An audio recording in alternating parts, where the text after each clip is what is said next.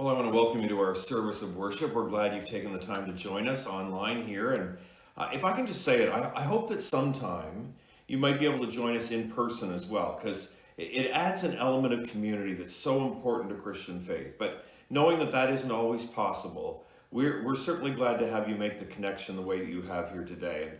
And while we took a break from it last weekend for our Compassion Sunday, today I want to take us back into the series that we were sharing with you over the Easter season called Jesus, the Sacrifice Fulfilled. And it was only supposed to be a 3-week series. I think I talked about it actually being a 3-week series, but when my colleague Amy was sharing about Thomas and his experience with the resurrected Jesus and what was supposed to be the last message in our series, she made a comment somewhere near the beginning of that message that the sacrifice isn't really fulfilled until there are witnesses.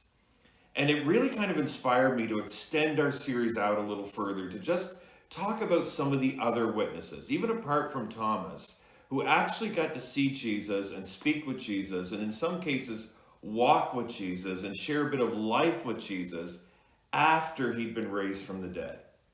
Which, for any conspiracy theorists that might have been out there back then or even now, these experiences with Jesus were more than just sightings. I'm old enough to remember when Elvis Presley died. I don't remember much about his career or anything because I was only in grade 1 or 2 when it all ended. But because my mother was one of that demographic of young women at the time who thought Elvis was like, he was like the bee's knees or whatever. He was the grooviest there was. I remember it being a pretty big deal.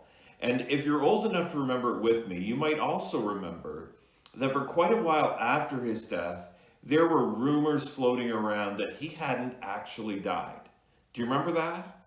Like, word on the street was that it was all a big conspiracy, that he actually cooked up himself to get himself out of the spotlight with this fake death, which then led to a string of crazy, unsubstantiated sightings everywhere from the airport to the supermarket to his favorite fast food joint, apparently, Burger King, of course. And some say they saw him working as an extra in the background of the first Home Alone movie. I mean, it's kind of got out of hand for a while, didn't it? And as a matter of fact, it's not there anymore. But until not too many years ago, there was even an Elvis Sightings Society located in our own nation's capital that became semi-famous for, among other things, getting the city council to agree to rename one of its small side streets Elvis Lives Lane. And who knows, maybe someday we'll all be surprised to find out that they were right. Like, wouldn't that be a surprise? He'd be almost 90 years old now if he was still living. I'm just not expecting it, right? But when it comes to Jesus, it is categorically different. And one of the ways that it's different and that we can speak with such conviction that Jesus is alive is because people didn't only have sightings after he was raised from the dead, they had full-on encounters. They actually had conversations with Jesus and meals with Jesus. And like Thomas touched the wounds in his hand and in his side.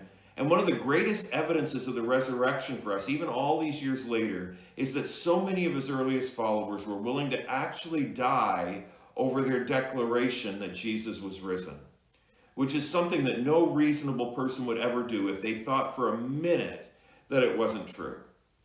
And so, like I said, we're extending our series to talk about some of these appearances of Jesus in the immediate wake of his death and his resurrection. So I hope that that's okay.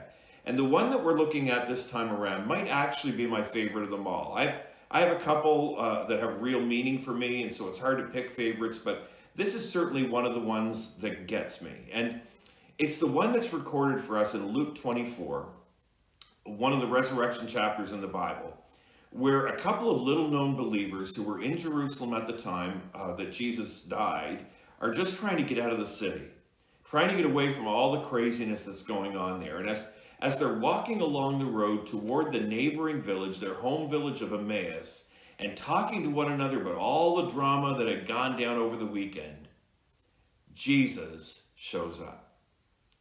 And I want to read the story for you. This is Luke 24, and beginning at verse 13. In the Bible, it comes right after Mary Magdalene and a few of the other women and Peter and those guys. Like they've already made their discovery at the empty tomb and ran off to tell everyone about it.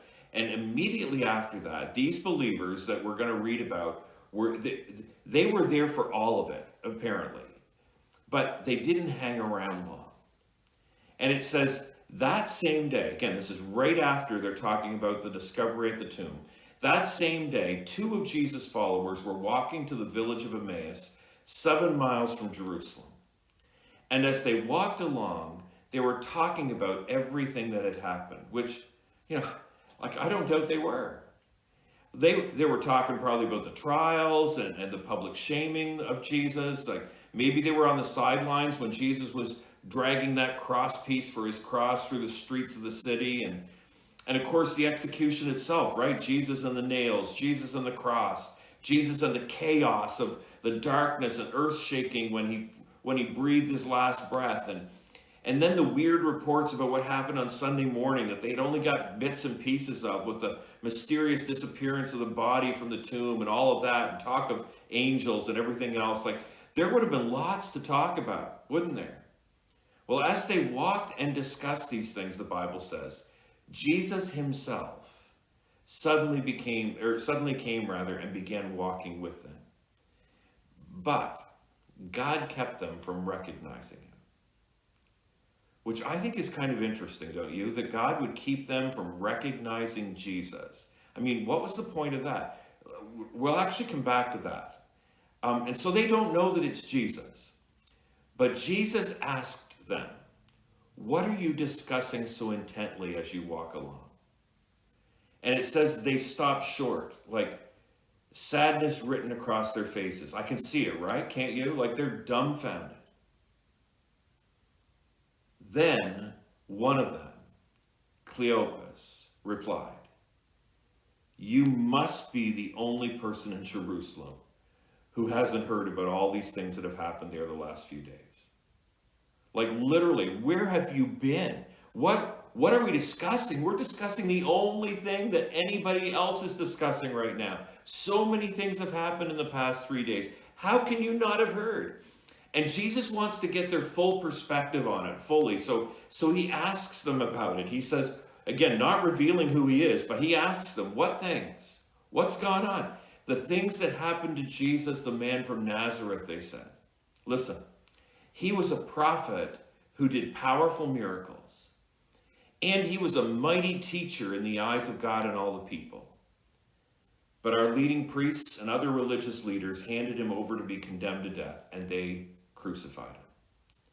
Then notice this. We had hoped he was the Messiah who had come to rescue Israel. This all happened 3 days ago.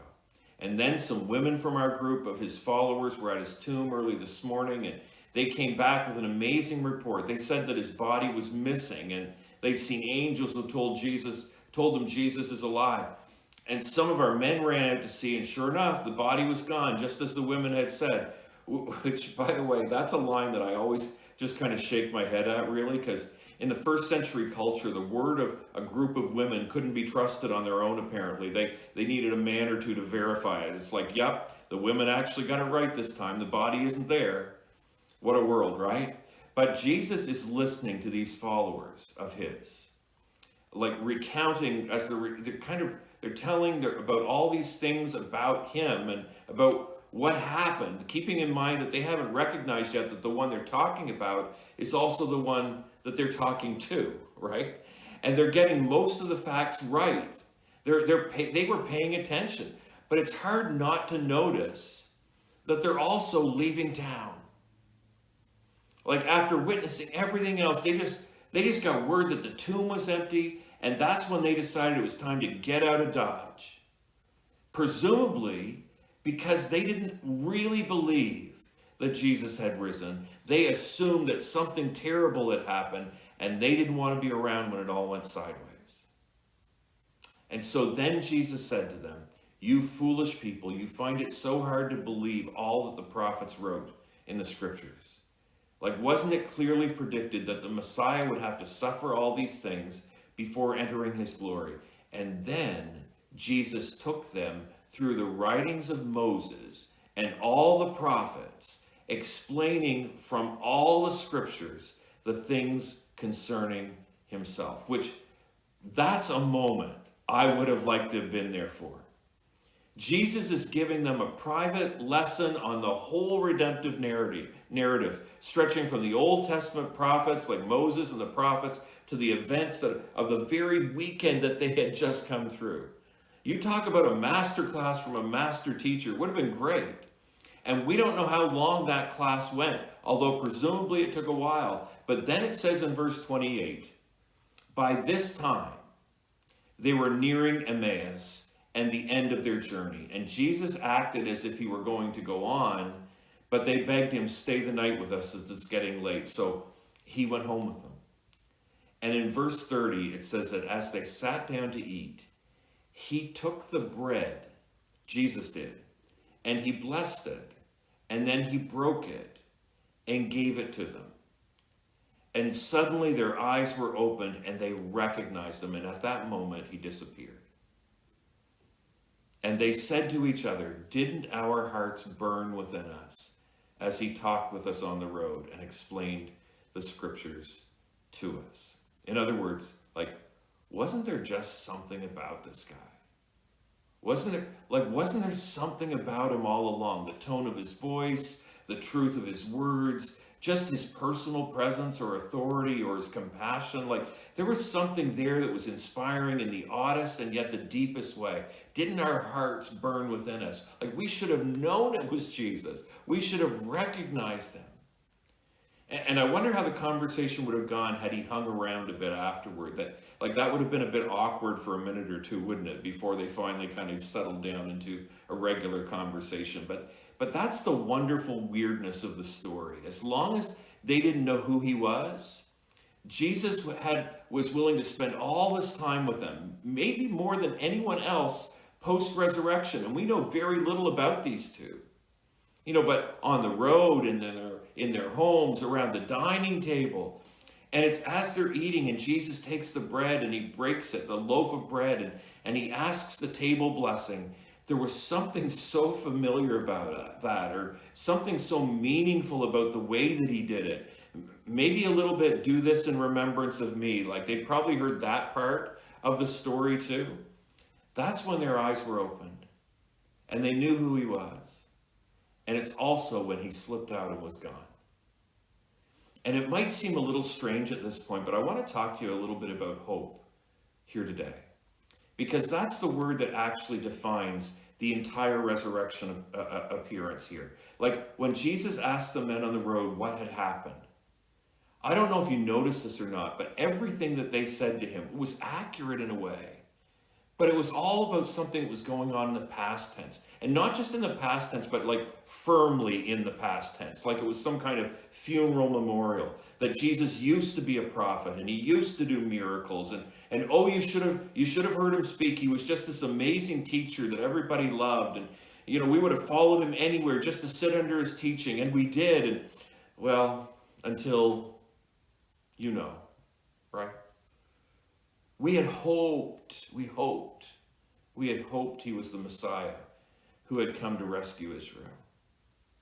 Those are the words they used with Jesus. From verse 21 of our text, three of the most defeated words in the entire Bible when they're assembled together like that. We had hoped. We had hoped he was going to be the one that the prophets spoke about in the days of our ancestors. We had hoped that he was going to be the one to deliver God's people. We had hoped that he was the Messiah. We had hoped he was going to turn the political world upside down and establish a new kingdom, a just kingdom, a righteous kingdom. But it's been 3 days, and it looks like what's done is done. We had hoped, but we don't have hope anymore. Apparently that was the shelf life for their hope in that case. 3 days. 3 days, and everything changed. Let me ask you this.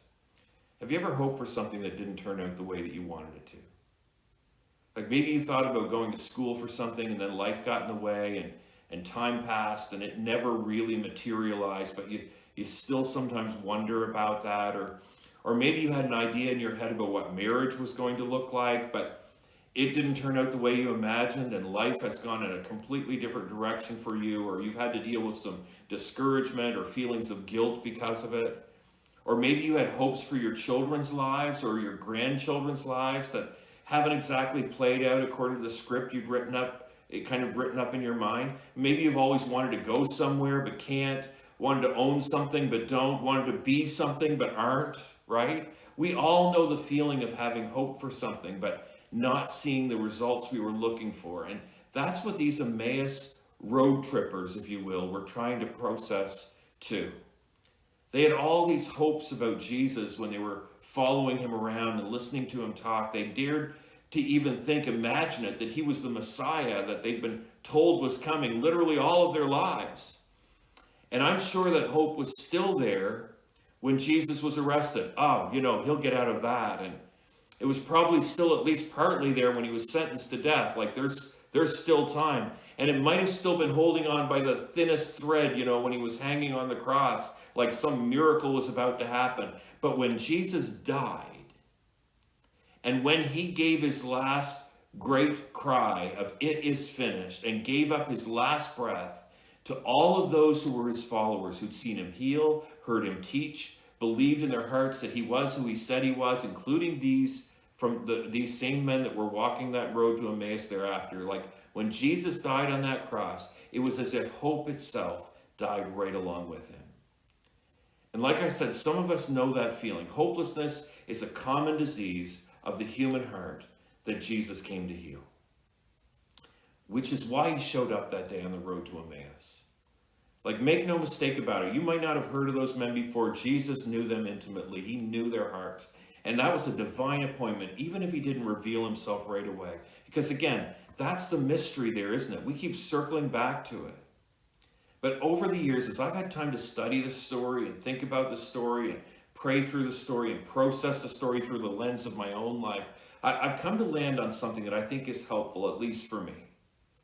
And the reason I believe, and there are other theories on this, but this is mine, the reason that Jesus didn't reveal himself right away to those men on the road that day is the same reason that he doesn't always reveal himself to us right away either when we're in the middle of something that we're going through.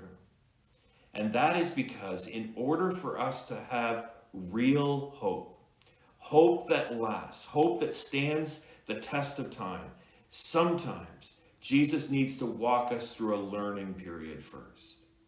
So that when the full reveal finally happens, we can look back on what he was showing us, even if we didn't know it was him at the time doing it. And we are able to say, like the men from Emmaus, looking back, we can see it a bit better now. We can see what God was doing. We can see what he meant by what was happening. We can see his guidance or his protection. We can see how he was shaping us. We can see that he actually has a plan. He always had a plan. And didn't our hearts burn at different points along the way? Those who have been followers of Jesus for a while, I'm pretty sure will testify that this is true. That under certain circumstances, if the Lord were to reveal himself too early to people, he might create some fans. And fans can look good for a while. They'll sing God's praises and give him credit when life is good. But when life isn't so good, they get filled with disillusionment and fear, and often they fall away. Actually, sometimes quite quickly. And people are like, where'd they go? Like they seem so excited about it all. That can happen. But when God leads us to him in his own time, and when we're able to look back on the situations and see his mercy, even in the hardest of circumstances, instead of creating fans, he creates followers who are motivated to serve him for the long haul, which is far better, isn't it? A few weeks ago, I was talking about the solar eclipse and how much I was looking forward to the experience of it. I was probably talking about it too much, right? Like, showed my enthusiasm a little more than I should have. As a matter of fact, I was kind of completely swept up in it all. But it didn't disappoint, did it? The day was perfect. The weather where I'm living, at least, was perfect. In my case, Wendy and Jacob and Hannah and I, some of my family members, we drove out to Keswick Ridge and we watched it with my mother off the back deck where she was. And at 4:34, I think it was in the afternoon, when the moon crossed in front of the sun, you saw it too, right? The sky got darker and the air got cooler, and for a couple of minutes it didn't feel like the sun was even there. And then when it crossed enough for that first ray to break again, it's like somebody turned the lights back on and all of a sudden it was day again. It was amazing, really. I'm so glad to have experienced it. And it reminded me of a Bible verse in 2 Corinthians chapter 4. It's verse 6, where it says this. It says, "For God, who said, 'Let there be light in the darkness,' has made this light shine in our hearts, so we could know the glory of God that is seen in the face of Jesus Christ." Friends, that's what hope looks like. It doesn't deny that there's darkness at times in our lives, but it is a light that shines into the darkness for those who know Jesus. And ultimately, it's what was made possible when Jesus fulfilled all those Old Testament prophecies by taking our place on the cross of Calvary. Like during the solar eclipse, for 2 to 3 minutes, the sun couldn't be seen. After Jesus died, it was 2 to 3 days.